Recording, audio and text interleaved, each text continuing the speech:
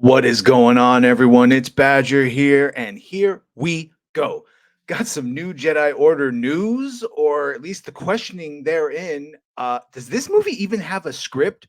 Because I will tell you, I did not make a video on it because it just seemed I didn't even want to wish it into reality. But there were leaks supposedly of what the plot was going to be, and that was that abomination of hearing that she was going to have a child with Kylo through the Force at the end of Rise of Skywalker, and that child was going to be 9 years old and was going to have both the light and the dark. It was going to be a new type of Jedi. It was basically going to be a female Anakin born to Rey Palpatine. It sounded horrible, and of course, I didn't do a video on it because they even said that is no longer.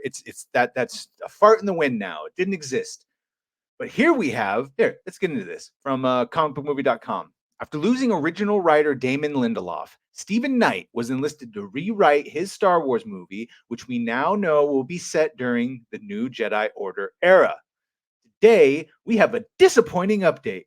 Lucasfilm announced 3 new Star Wars movie at last April's Star Wars celebration in London, but earlier this week, we learned that The Mandalorian and Grogu will be the next big screen release from the studio. Of course, everyone expected that to be Charmin Ultra's movie, but here we go. The other movies, including James Mangold's prequel set during the dawn of the Jedi, Dave Filoni's rumored Heir to the Empire adaptation, which is really just going to be the Ahsoka movie, and Charmin Obaid Chinoy, lovingly referred to by me as Charmin Ultra, the Rey Project, which will take place during the new Jedi Order period, are still happening. However, the latter may be further down the line than expected. Now, I also think they saw the visceral reaction to the comments, and God, I hope at least that maybe they were like, "Oh no, we might need to rewrite this."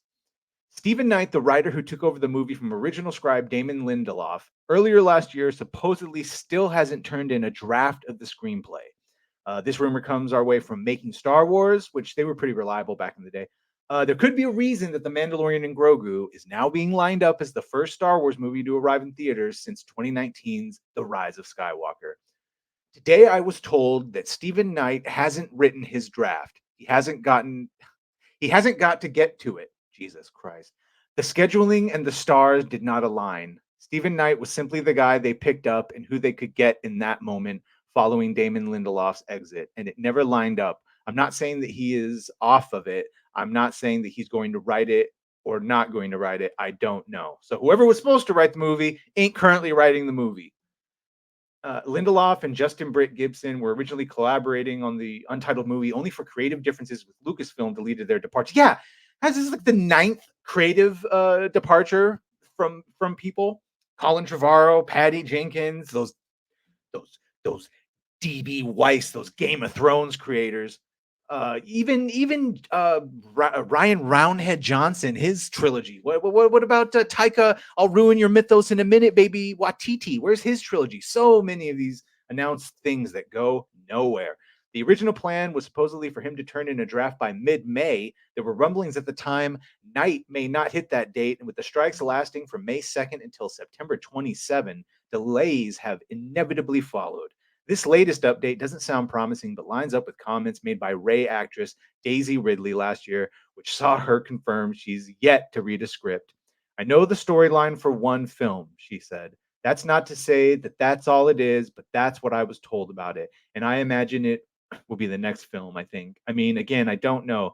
Post strikes and everything, how quickly everything will start up again. But yeah, so far, I know the story of one film, and I think people will be excited. Yeah. People are going to be so excited for her to do everything that Luke Skywalker was supposed to do and didn't.